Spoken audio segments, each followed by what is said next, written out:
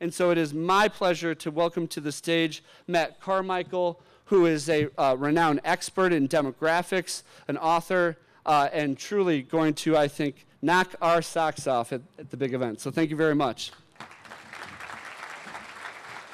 All right. I'd like to thank the Lake County partners and everybody for having me out. As I said, I'm excited to be here. And we had this great talk a couple weeks ago as we were trying to figure out essentially what I was going to talk about today. We talked about all these trends we could talk about. Real estate trends, and demographic, and consumer, how they all tie into economic development. And these are real trends, meaty trends. Not trends like the New York Times write about, how the monocle is now in fashion. Is anyone here wearing a monocle?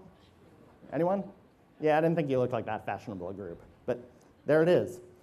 So these are trends that are just kind of a couple anecdotes or maybe a data point or two, but they're not real trends. Real trends, they're meaty. They have 5 different components. They can be economic, they can be cultural, demographic, locational, technological. And the best trends, the ones we're going to talk about today, those often are impacted by all 5 of those factors. And so I was like, all right, how much time do I have? And they're like, 25 minutes? Like, but each of the things we talked about could be its own TED Talk. We're going to have to focus in and just pick one. But then I thought, you know, challenge accepted. And so today we are going to run through, and I mean run, 25 trends in 25 minutes. And just to make things a little more difficult, I'm going to try and localize a lot of these national concepts to Lake County and what's going on here.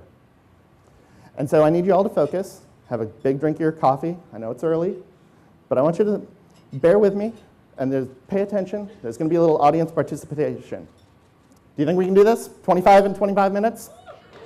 All right. So speaking of the audience participation, we are going to start with that now. And again, I know it's dangerous to ask you this early in the morning, but I need you all to close your eyes for just a moment. I see eyes looking at me. And I want you to think and picture in your head the first thing that comes to mind when I say this word. Ready? Millennial. You can open your eyes. 87% of people think of this guy.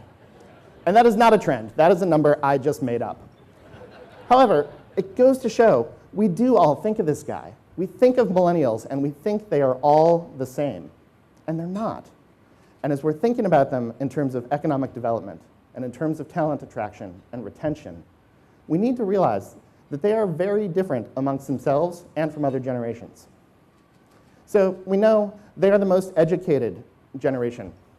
37% have a college degree, but that means 63% don't. About half of them are women.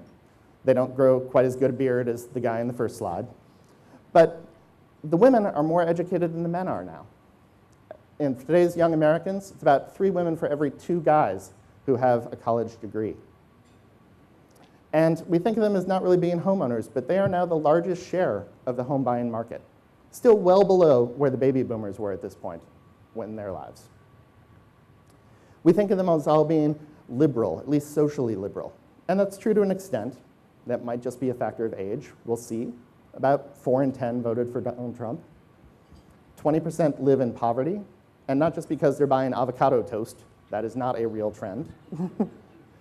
And 45% of them have not posted a selfie. But let's face it, those are not good millennials. The diversity is reality. 44% of the millennial generation are non-white. They are the most diverse generation yet, but the yet is key because the generation coming in behind them, I like to call the iGen, are even more diverse. So while today 44% of millennials are non-white, the iGen, the 0 to 5 crowd especially, the kids who are in today's preschool going into your schools tomorrow, there is already no racial or ethnic majority. The most common age for white Americans in the US. Anyone want to guess? The most common age. 63 is close. It is 55. Anyone want to guess the most common age for a Hispanic in this nation? 8 years old. They are different in how they live, these millennials. About 3 in 10 are still living with their parents in the 18 to 35-year-old set. When the baby boomers were this age, it was totally reversed. They had 2 to 1 living with a married spouse. And you'll also see the difference in living with unmarried partners. That's probably an economic trend as well as cultural. And the people who are living alone. And I recently spoke to Neil Howe, the guy who literally invented the millennials, coined the term, wrote the book. And he said this is actually probably not only okay, but this living with home and living with family is actually a sign of maturity, and it's a sign of returning to more normal times. Throughout almost all of human history, we lived in multi-generational societies. And so the idea of being close to family, which is important for Lake County, the idea of being close to family is actually a more normal trend than we've seen in the last couple of generations. They're getting their driver's license a little less frequently and a little later in life. And this is one of those great 5-point trends. Part of it's technological. Kids today can hang out virtually in so many different formats. Part of it's cultural, part of it's economic. It's expensive to own cars. It's expensive to drive. But part of it's also kind of this cultural demographic shift. As their kids were getting older, the baby boomer generation passed all these different laws in every single state, making it harder to get a driver's license. And that has made safety greater, which is wonderful. But the side effect is they made it so you can't drive with your friends, you can't drive at night, and they took all the fun out of being a teenage driver. And so a lot of kids just didn't. And they had mom and dad to drive them around in their minivan, so who cares? But they haven't remade everything. As they are getting older, we're seeing that they're catching up, they're getting their license eventually. And the iGen, again, coming in behind them, are really into cars and are really excited. So we're seeing that trend already start to shift again. Marriage rates are declining. The median age for first marriage for guys is almost 30 years old. We are getting married later in life, and we are getting married less frequently. We're also having kids later. The mean age of first birth is now almost 27 years old. And that's happening because of shifts on both ends of the spectrum. On one end, as women are staying in the workforce longer, are staying in school longer, they're having kids later. And on the other hand, we have fewer and fewer teenage pregnancies, pretty much entirely due to birth control. So the trend in the middle, which we look at, is being affected by the trend on both sides. But, and this is a big but, the millennials are changing. Every day, 12,000 of them are turning 30. And as they are, a lot of these delays that we've seen, the getting married later, the having kids later, the buying homes later, buying cars later is starting to catch up to them. And as you're thinking about how to bring them here, and how to get them here, and how to keep them here, think about how their needs are changing. In my book, Biographics, there's a portion that's an ethnography. And I had 10 incredible families through the US, 4 of them millennials, who I spoke with and talked to for a good couple years. Liz, who is one of the bridesmaids here, is one of them. And in our first conversation, she gave me this incredibly nuanced definition of what it means to be a millennial. And the words she used and the descriptions, she knew exactly how people heard and thought of her generation, and yet she'd never actually heard the term millennial herself. And this brings us to our second audience participation moment. So if I could have all the baby boomers in the room, please stand. Come on. This is a very baby boomer crowd. I can see you. And I would like everyone who is still seated to look up to the baby boomers, because that's what we do. This is from an Ipsos study that we did worldwide. Please stay seated. We did this worldwide, 23 countries, 18,000 interviews. And these are the words that people use to describe the baby boomer generation. Responsible, ethical, community-oriented. Who would not want these words applied to themselves, right? This is a great, great marketing that you guys have done. Bravo. Could I have all the, nope, stay. I need all the Gen Xers to also stand, please. So, the Gen Xers, I am not going to talk about you. That's not why I'm having you stand, because nobody talks about the Gen Xers. We are the forgotten middle generation, which is a very Gen X thing to say. But I would like all the people who are currently standing to look down upon your millennials who are still seated. Because that is what we also do. Same study. We asked, what do you talk about millennials? And yes, they are tech savvy, so they can keep the Wi-Fi router humming in mom and dad's house or fix it when they visit. But mostly they're living with mom and dad, so the Wi-Fi works. But after that, it's material, selfish, lazy, and arrogant. All right, you guys can sit down again. So I was wondering, why exactly have you invited me here to talk about how to bring more of these people into your community? And the answer is obvious: the talent economy. The millennials are now the largest share of the workforce, 34%. Everybody, and I do this nationwide, I talk to mayors, I talk to economic developers, I talk to communities and business leaders. They are all worried about the same thing you are: talent attraction. And they are all competing for the same pool of people, except one guy. He was telling me a story. He went to his daughter's college graduation at Carnegie Mellon. And the speaker, the dean or whatever, asked for a show of hands. How many people after you graduate are staying here in Pittsburgh? And Pittsburgh's a great city. It's up and coming, it's got a lot going on, a lot of great things happening in Pittsburgh, but very, very few hands went up. And this guy chuckled to himself in the background, because he knew why they weren't staying in Pittsburgh. He knew where they were going, because he was the mayor of Palo Alto, California, in Silicon Valley. And he told me, I don't care at all about talent attraction. It is not my problem. My problem is just finding a place to put all the kids when they come here, because this is where they're coming. The other part of talent attraction, of course, is business attraction. And the city of Chicago has been doing a great job of hoovering, or perhaps I should say Dysoning up, corporate headquarters. And I'm not going to stand here and tell you that that trend is going to totally reverse and that corporate headquarters are not going to keep going into downtowns, because some of them are. But that doesn't mean that's the only place they're going to go. And you all here have done a fantastic job making sure that Lake County is still a place that corporate headquarters can consider at the top of their list and at the very top of their list. And so you will still be in a place to compete for all of this great talent. And that is why Caterpillar moved here. They said so themselves. You have a great community here. And you have a lot of the things that as millennials are changing, they're looking for. So let's talk about the other elephant in the room. And this is a big room. You could put an elephant in here. Is everybody leaving Illinois? And this is a really complicated trend. And it's historical, and it's demographic, it's economic, it's all these things. There are 4 reasons that populations change. People are born, people die, people come and go, and people come in from outside. Chicago and Illinois are losing population. That's undeniable, but it is not irreversible. And Lake County is holding pretty flat, which says a lot for it. But let's talk about these 4 components. First, you cannot stop people from dying. And even if you freeze them cryogenically, I don't believe the census will still count them as residents. But this kind of gets into, we are getting to be an older and older society.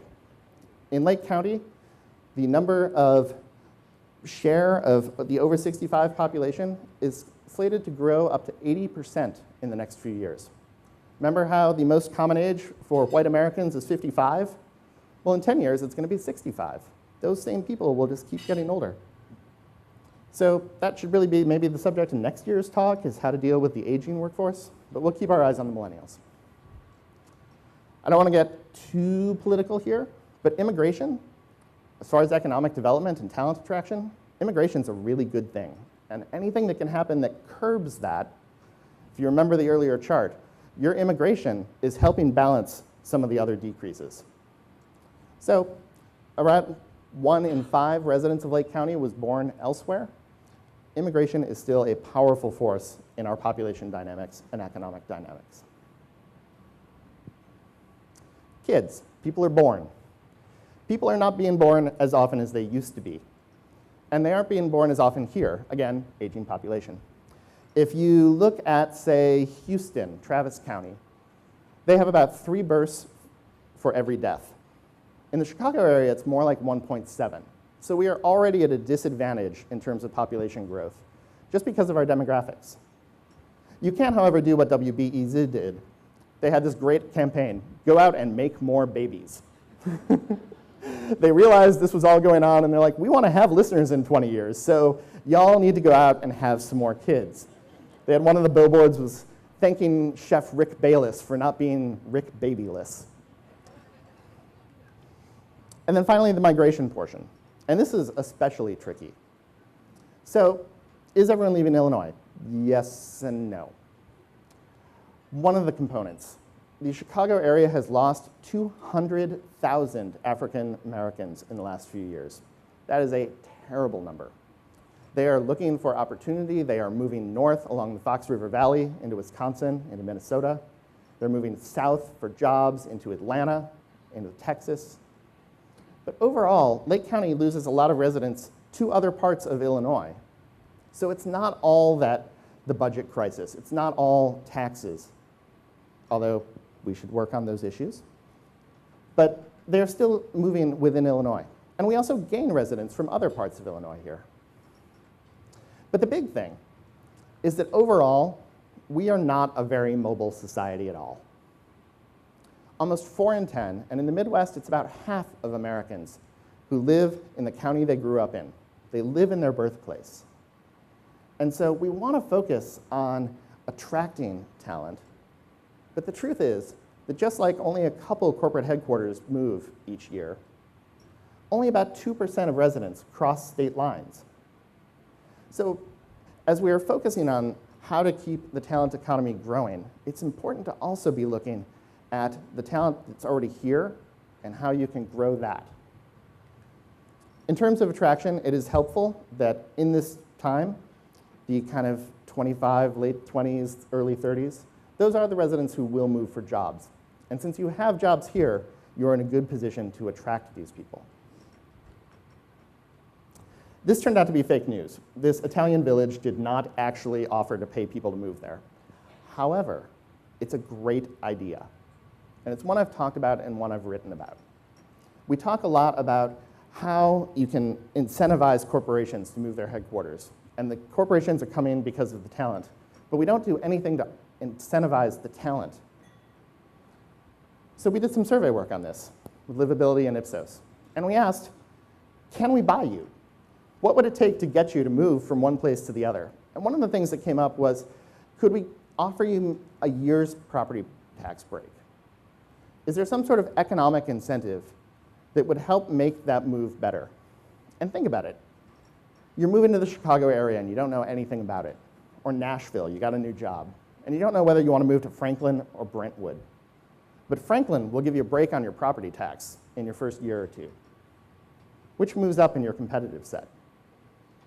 Or in a retention way, if you graduate from one of the great high schools in Lake County and you're offered a grant to go to college, but you have to come back for 2 years afterwards and work for one of the great businesses here.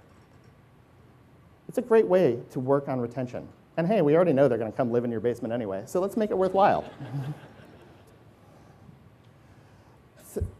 I think this is really great. And since we have business leaders, and we have community leaders, and we have government officials here, talk to each other. Make this happen. The PR value alone would be worth it. And I would love to write about it. The other way we can get people to come is to have great places for them to come to. What do I mean by that? Well, I did some work with Richard Florida's group up at the University of Toronto. And we came up with this kind of hierarchy of cities and of needs. And good places to live compete along the bottom 2 rungs of these pyramids. They have affordable housing, they have decent crime rates, that kind of stuff. But great cities, and when you move from that good to the great and the best places to live, they compete along the top 2 rungs of this pyramid.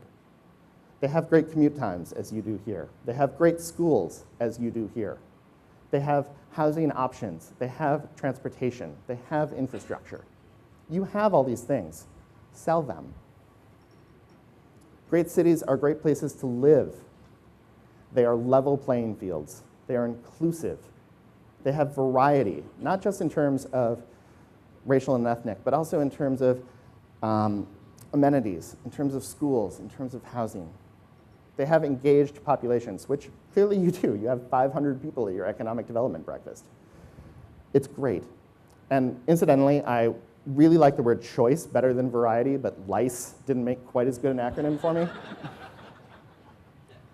So play to your strengths. Sell them. You have great schools here. you have great commute times. And actually, as I was flipping through your annual report, I came across Amanda here. And Amanda is kind of a perfect example of everything I've been talking about. She grew up in Lake County. It implies that she left for a little while, but she came back because it was time to raise a family of her own. She could find a job here. She had a short commute. And if Amanda here, is one of your, I hate to say poster children, but she is embodying all of these trends I'm talking about. So how do you make better places? How do you make places that Amanda's going to want to come back to? This guy is not a millennial, despite his fantastic mustache. This is, of course, Daniel Burnham. Daniel Burnham said, "Make no little plans. They have no magic." Oak Park, where I'm from, is making big plans. This is a new development they are putting in. They realized we want to attract the same people that y'all want to attract, but we don't have what they're looking for. And so they've taken their zoning and they've redone it, and they're building what the millennials are looking for. They're building smaller places to live for their smaller families. They're building it right in the heart of downtown near amenities. They're building it right next to the Metro and the Green Line. They're doing 2 or 3 of these towers. They know what people are looking for. They know they don't have it. They're making it happen. But I also want to quote this smart Chicago guy who says that you also have to make little plans.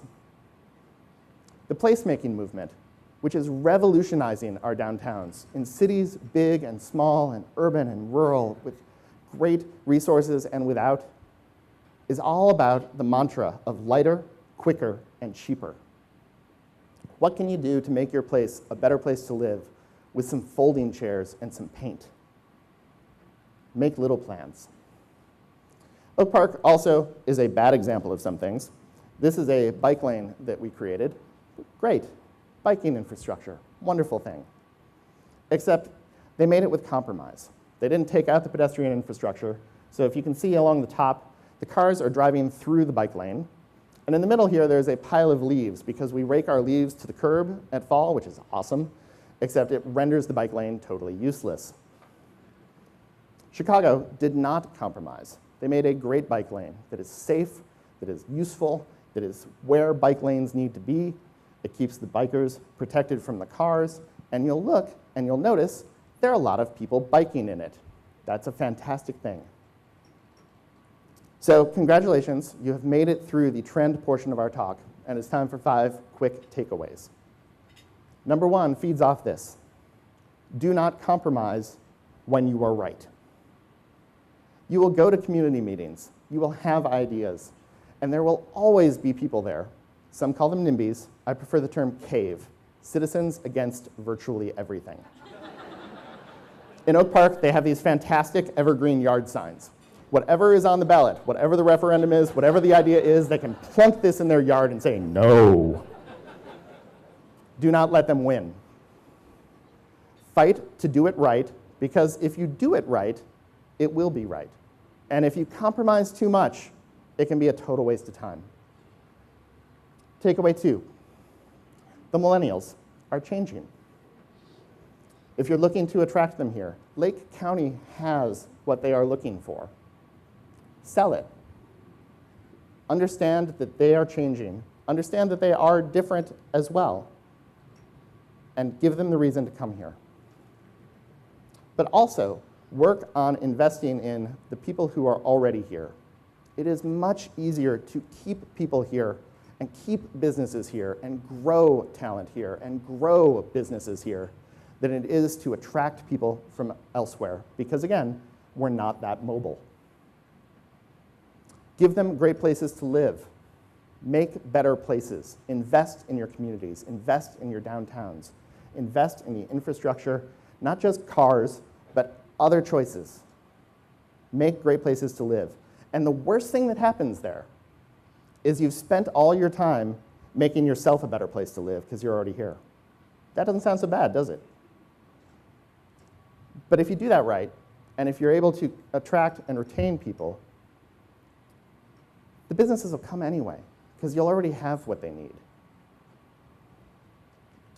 A final takeaway, be smart, intentional, and careful. For years, decades, Oak Park, again, giving a little shout out to my people. They've been doing a great job preparing and thinking about and doing the hard work to make sure that their community, as it grows, as it thrives, retains its diversity economically, racially, ethnically, all forms. They are surrounded by areas in Chicago that are not like that. And it's because Oak Park has worked hard and done the work. Because if you're doing the work, if you're making great places to live, if you're making places that are inclusive, if you're making places where people can thrive, raise a family, making places for people like Amanda, there's a real and present danger that if you do that and you don't plan it out, you will wind up with an entire county full of this guy. And who would want that? So I'd like to thank you for having me out. It's been great. If you want to review any of this, it's all online. And keep doing the great work that you guys have been doing. Thanks a lot.